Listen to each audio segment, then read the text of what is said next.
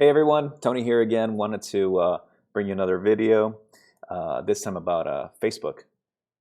It's not a stock that I really follow, but I know a lot of people do. And I figured I'd look at the technicals. I haven't looked at this in probably a year, believe it or not. So thought it would be kind of fun to look into it. On the fundamental side, I guess we can take a quick look. Um, it's currently at $210. Its book price per share is at 35 and 45 cents, which is not the best, obviously. I mean, for a tech company, I guess it's not absolutely terrible. At least it has some income. Um, its price per earnings is 34. It's decent. It's been downgraded, technical downgrade twice by Pivotal Research Group. The first time was January of this year, January 30th, 2020, from a buy to a hold. Then February 11th, from a hold to a sell. So the current price target is from 215 down to 180. So pretty bearish. But we'll take a look at that. Another thing to keep in mind is for the last year or so, there has been only insider sales, mostly by Mark Zuckerberg. We all know him as the CEO and COB, Chief Officer Brands of Brands. Who knows? Um, Peter Thiel, director, has sold very recently, February 6th. Jennifer Newstead, VP, General Counsel, she's sold it quite a few times. Not huge amounts, 260 each time. But the point is that only sales, no insider buys. That's a big heads up that something isn't right, or the insiders feel that it's that the stock is overvalued. So let's take a look at the monthly. So it's I mean, obviously it's on a pretty big uptrend here, but let's see if we can dive in here and draw a couple little things. So I'm going to draw a ray going from this, and sorry if my camera has like this transparent thing going on. It's I don't know what it is. It's a combination of natural light, artificial light, and just crappy software that I'm working with right now. I wanna get a few of these videos out before I make any serious investment to see if anybody even cares about these videos. And hopefully you do. So if you do, like, so I'm gonna so there's a nice little market structure here, little W that came in, and once it broke out of this pivotal little upswing here, it broke out. But you can see, and this should be a heads up to almost everybody. Once a company, I don't think there's been many companies that have launched from like get-go, from IPO all the way to, from zero to max. It always gets listed, then it dumps after the IPO. And why is that? Well, think about it. If you are one of the investors, that you are an early stage investor in this company, and you believed in Facebook, and you were an investor from 2006 or 8 or 10 or whatever it was, you put a lot of money in, most likely. So as soon as this IPO hits, that's your payday. That's when you get paid, really. So you are going to want to basically take your money out ASAP. And that's basically what almost every IPO does. I mean, it's just what it is. I mean, investors want to get their money. So that's basically what happened. So you had that initial dump of the IPO, and then we had a rebound, test of the downside, which actually did very well. And once it broke this $32 level, it's been off to the races. So, and it's kind of interesting because you can actually draw this trend line that you can see that once it broke, it was extremely powerful. I mean, that thing was out of hand. So not only did it break through this this key level here, it just never stopped. But that's not really what interests me. What interests me is this longer term trend line from this market structure. Excuse me. Oh boy, just noticed that that haze. It looks like I'm gonna be looks like the movie The Mist. Okay, so we have this trend line. It basically hasn't even tested it for months, for years. So it goes years and years and years. Let's bring this down here. Years. Finally gets tested here on October, the 1st of October 2018. That month was, it tested it and finally broke through. Yeah. It went higher, broke through, closed below it, closed further down, tested that 50 EMA. And then here we have a nice rally. So we had that rally that breaks through that trend line again, and then that trend line acts as support all the way through. Here we had a little wick, a little tail that went below it, but it quickly came back up, tested the downside, and now we're actually on that downside. Now that support has become resistance here. So now that's long term. That's a big sign there, because you typically want to be on the upside of that trend line if you want to be bullish. So now, what else do we have? I want to see if we can see some horizontal. So what would be a horizontal level here? I'd say we have a decent horizontal here. I think we also have, yeah, this is a pretty good horizontal level there. Let's bring that up a little bit, give or take. I mean, these things are not penny precise. It's more of a zone. So we can see that we're typically bouncing between these levels. You can even say that this is another horizontal. I don't like to go too crazy because then it starts messing up the charts. And then basically that's where we are on a long-term monthly analysis here. There's also another horizontal here at the $46 level. I don't even draw these sometimes because I typically take it, not to dirty up the charts. I don't like to go and draw all these horizontals and just go insane, because then you have this one as a horizontal, then you have likely this one as a horizontal, and it just starts getting messy. But they're valid in my point of view. So I'm going to take those out for now. And we could draw some Fibonacci from this swing low to this swing high up here. Let's go and change this to a, oops, all right. So you can see that at this, so the retracement of that Fibonacci broke past at 38.2.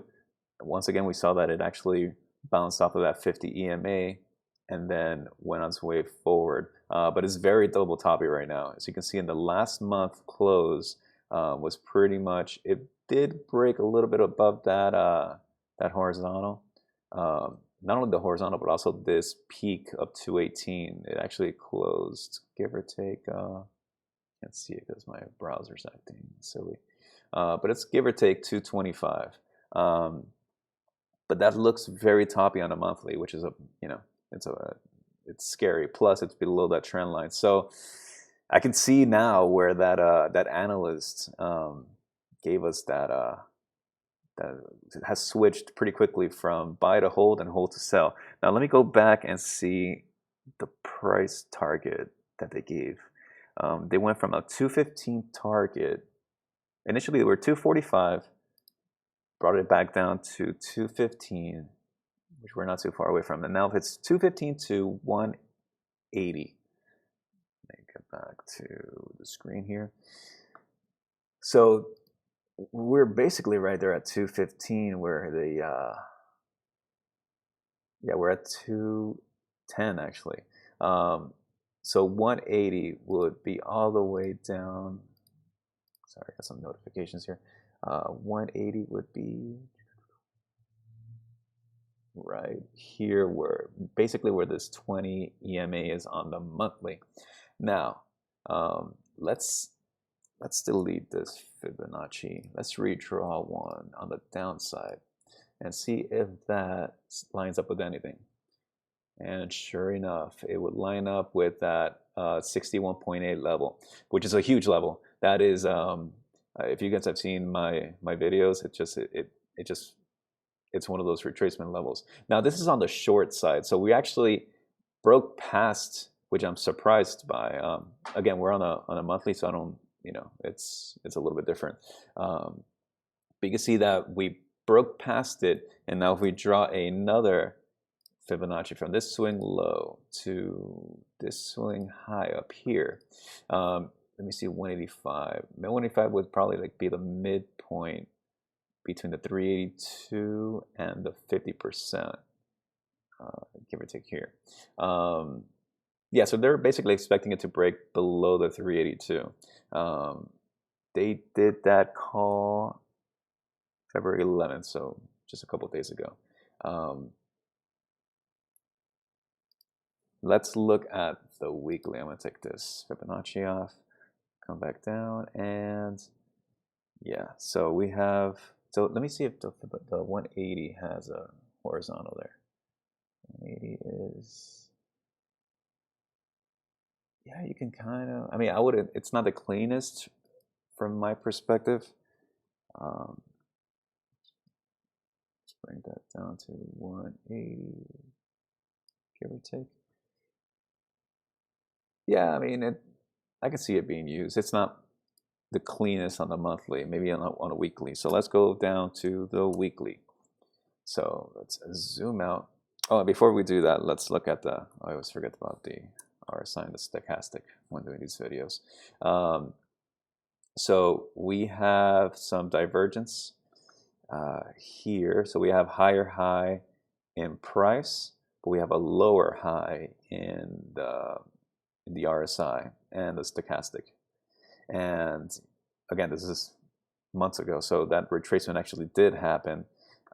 Then we had higher high, higher highs, that coincided, there was no divergence there. We had a little bit of a divergence here where we had higher high in price, lower high in RSI, and then it's been pretty much flat since this point here. I guess I can draw, give or take, flat there. Yet price has continued to climb. So we have to see what happens there. The stochastic, I mean, yeah, I mean, it just shows how powerful this stock is, how powerful Facebook is. It's basically remained strong, and even the RSI, it's in the bullish control zone. Some people call it control zone, bullish zone, bullish, just bullish. As long as it's above the 50, typically above the 60, which you can see here, it's at a 59, was give or take the low. And then recently it's broken below that. So that's another sign that maybe it makes sense that they changed that call from a buy to a hold to a sell. I guess they're seeing it's a little more toppy, especially with this volume going down. So let's go to the weekly. Sorry for my sound effects. It's a habit. So yeah, I mean, I guess on the monthly we took care of that particular trend line. So I'm going to draw another trend line, basically there. And you can see that obeys recent price action very well. I'm on a log chart. If I change it down to a regular non-log chart, it's not really adding up, but I always keep my charts on log just because I like when everything is normalized, especially when it goes from prices like $14 or so, $18 up to 222. I mean, these are big, it's better to kind of like average everything out. So looking at a more local not time frame, but a range here, going from December 2018 till today, so about 2 years, give or take. We have, did I say 2 years? I think it's 1 year, give or take. 2019 December, year and a month and a half, give or take. Sorry, it's been a long day. So I'm going to take this particular Oops, let me see if I can undo that. I'm going to leave that one there actually because that one's going to be kind of interesting. It almost gives us a like a rising wedge, sort of. Um, but you know what? I'm going to take it off too. That way, not muddy things up. This is a little bit more relevant to today. So we have, let's draw a Fibonacci. So we have, and I like to do these like in little segments to see how much of a pullback we had. So we had this swing low to swing high. It never actually tested the 38.2, which for me is key, especially if you want to buy back in. So we go up to this level here. This one actually tested the 50. We had a nice little wick down, tail down, I guess you can call it. Continued the rally. Double toppy here with a bearish RSI. We had a little bit of a downtrend down to that trend line, downtrend to a trend line. Sounds funny. And then we have this swing low to this swing high up here. So we tested finally properly the 38.2. We had 1, 2, 3 touches, almost 4, and then rallied forward. We can then switch that to a, I always do it. Click that again, change this to an extension so that way we can get some nice ideas of where we are and where we may head. So it already touched the 1.13. If we go back down to this, even down here, it can give us some ideas of how extensions work, where the targets are, and how it kind of, and extensions, what they are, for, at least from my interpretation of it, is just kind of like price targets. So if you load it up down here, you would use extensions to, it's not so much to predict where price is going to ultimately be. It's more to kind of know where to take profits. So if you do this range here, this Fibonacci range here, and do that extension from that swing low to that swing high, you could see that the 1.618, which is a super powerful point, it got hit. Price retracted, retraced, whatever you want to call it, and then continued its movement forward. A lot of people will usually take profit at that 1.272, which coincided at the time with that 50 EMA. That's powerful. Nothing wrong with you taking profits there. If you still had some, you could have unloaded the rest or most of the rest at the 1.618. So that's usually how it's done. At least that's how I use it. If we move it up to this swing low to the swing high here, we can see that the 1.618 actually lines up with this horizontal. Now, I don't remember when I drew it, if I drew it based off of this. So I don't know if it would have been a valid, if I would have considered it valid at the time. But disregard that. In this case, we see that it's actually valid, or there's confluence with it. Again, with this other horizontal, we have that with that 200 and that 1.618. So it makes a lot of sense for this to be considered a point of institutional sell-off. A lot of people probably have stock and held for who knows how long, and this makes a lot of sense to sell off here. At least if I had some stock, that would be a nice point for me. As we move it on up, you see that the 1.3 was hit, and eventually the 2.72 got hit. But let's move that forward, and you can see that the 1.13 here is getting hit. So with extensions, it's a funny thing. It's more of an art. It's not an exact science. So you're drawing these from swing lows to swing highs, and you're kind of like trying to see where these targets are going to come in at. So you could have seen from back here that the 2.618 didn't quite get touched here, but it did get touched here a couple weeks later. Now, we're looking at a weekly here, so yeah, it's kind of frustrating to see that, and then see that pullback all the way down from, think about it, you had almost $200. It was a 200, did it get to 200? I think it got up to 199 or so, 198.63 it looks like, give or take. So that to a drop of 160, it's painful. It's a $40 hit, give or take. Not fun. But then it retraced back. So if you would have held to your guns, that would have been a nice little payday there. Um, so you could have actually moved it up, used this as your ultimate target, the 1.618. So you see how these things kind of end up lining up. So right there we had a 203 point price. Here we have a $200 target. It's pretty consistent, and that's what Fibonacci is. It's just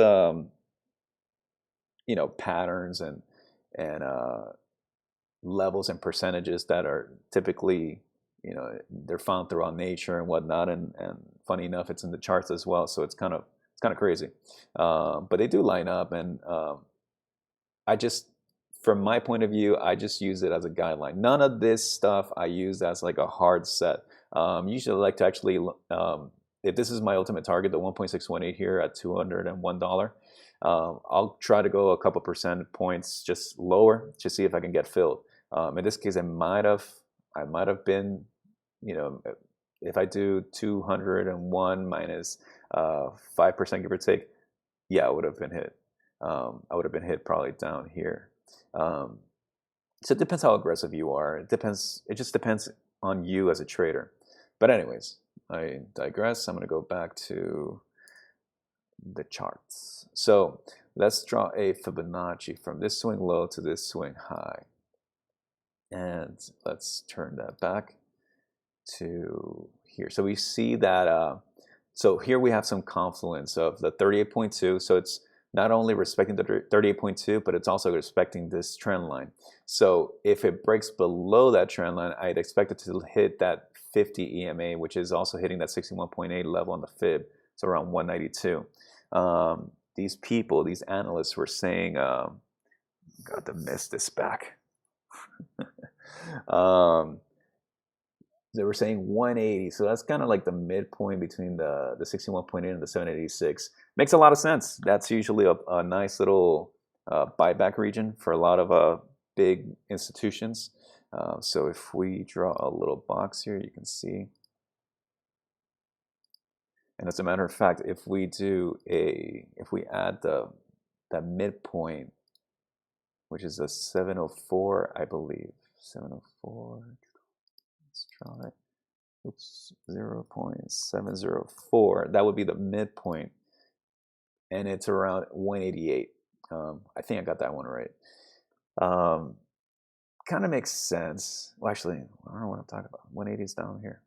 Anyways, point is that there is a good chance this may break down. So now we have three things that are protecting it at the moment, the price. We have the 38.2 of the Fib. We have this trend line that is so far being respected. But remember, the more touch of the trend line, the more likely it is to break through, and then support becomes resistance. But the other big thing is that we have this horizontal, which is a major level. So right now it's protecting around 202.50 cents. So it would have to break. It would have to be a pretty bearish event. But if it breaks through, 38.2, basically between 200, 202, and 205. If it breaks below that 202 level, then yeah, we're looking at a test of the 61.8, which is a 192. And then if it breaks below that, then a test of the 200 is likely, though kind of bearish. Although right now it's hitting a horizontal here. So we got near touch here, 1, 2, break above, 3. Well, that one didn't touch. But you can see it's a pretty decent horizontal level. So I think that if it were to break past this pretty crucial point here, which again, I'm not saying it is, and you know what, let me, some old trend lines there. Right now we're above the 50 on the RSI, meaning that we're slightly bullish. Truly bullish would be above the 60 in my point of view. So we just bounced off of that on the weekly. So we got to see if we keep bouncing between the 60 and the 50, and then what happens there. But so far, it's not really showing a bearish move. So I can see this horizontal and this trend line acting as almost a, I guess, an ascending triangle. So where it just price keeps going, respecting both levels and going higher. And then that's going to be the, what happens there, who knows? A lot of things are looking toppy lately. So I'm going to, it's hard to go against a bullish market and to go against a trend, but I can see it going down and at least testing these levels. And then if it is a truly bullish market, then it would break above this and then just keep going. But we have to see. We have to see what happens there. So that's on the weekly. So if we dive into the daily, God, I wish I could fix this. Oh, there we go. Ha. For now.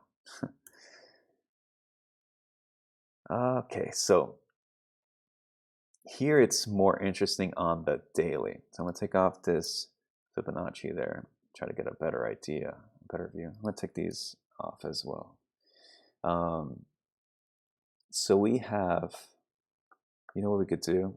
We can draw Fibonacci from that swing low to this swing high here to try to get an extension and see if there's any confluence on a daily. So the first test has been broken, which was that 219.74, the 1.13.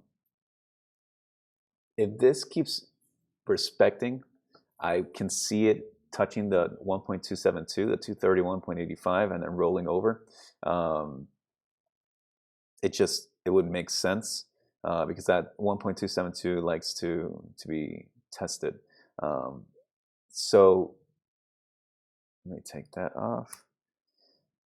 The RSI has broken below the 50, and it's been a little bit of a bear for a while. So we had a nice bearish divergence there, and we just got to see if it continues its bearishness. So let me just bring this up a little bit. I guess I can keep it where it was. So let's see where, if it does break down. So I already gave you the likely upside, but if we have a downside, where would it be? Where would we look to buy back if we have a lot of money and we believe that this market is going to keep going? The 61.8 would probably be the most obvious. We still have, I think this is the same fibs. I don't know why I deleted it. Anyways, bear with me, everyone. There we go. I think it's going to be easier to see on the TV screen or a phone or something. So yeah, once again, this is that key level here, this little section, this little region here seems to be a pretty powerful one. So again, the confluence here, the support that Facebook stock has is that 38.2, this trend line, and this horizontal, which is all like in this key area here, which it looks like in a couple of days it's gonna, eventually pass. So should it continue on its bullish run, the targets that I gave before I think are likely. If it breaks below, then we go back to the 61.8 to the $192 region. Let's see if this horizontal lines up with a bigger Fibonacci. And pretty close. So this 160 region between the Fibonacci 61.8 and the horizontal 159.44. So if things go pretty bearish, I see that I see it going down and testing that 161, which is really, if you think about it, it's not that far off from that 180 region. I mean, we're off by $20 from whatever that analyst predicted. And now looking on a daily, I can see that 180 does have some horizontal there, some horizontal support. So if I draw in, you can see that 179.76, again, doesn't have to be exact, but you can see that it has touch, break, touch, tons of touches, support, touch, breaks past, touch as a resistance, and it breaks through it, touch, tons of touches. So that 180 also has a little confluence there. I would believe that particular 180 mark more if one of these Fibonacci levels lined up perfectly with it. But I can see that being tested on the way down. So yeah, that's basically it. I would say that it's just we have to see what happens here with the RSI. So right now it just bounced. It's right at the 50. I think it's exactly at the 50 or the 49.36, give or take. Does it break above it? And if so, is this break above this trend line on the RSI? That's going to be kind of pivotal. This ascending triangle, does it follow it, and does it eventually break bullish, which I guess you can say with price patterns, that should theoretically be what it does, especially considering that it's has all this support here with the 382 trend line, horizontal. So it has a lot of help there. So we have to see, but I have no trade in this. I'm not in this stock at all. I wouldn't be buying at this point. It's just too toppy. But I wouldn't be shorting it either unless it breaks through this this little key area that I've been saying. Once it does break past that, especially this horizontal, then I'm looking for a test of, well, not this 38.2, but let's go back, of this 61.8, which is 192. Does that 192 line up with that 382? No, not quite. But yeah, that's basically what I am looking at. So hopefully you found some value here. If you also want, we could try to draw an ABCD on the, I guess we could do it on the bearish side just to see if there's a little bit of confluence there. So let me draw from this swing high to this swing low, and then make this a little clearer because I'm pretty sure on some TV screens this might not be super. Actually, let me make that purple, and then I'm gonna copy it and go from this swing high to that swing low. And sure enough, it's pretty close to that 61.8. So if there were a bearish, if it were to break past this super, I mean, there's a lot of support here. If it does break below that, I can see a test of the 61.8. At the very least, a 200 EMA, which is this purple line.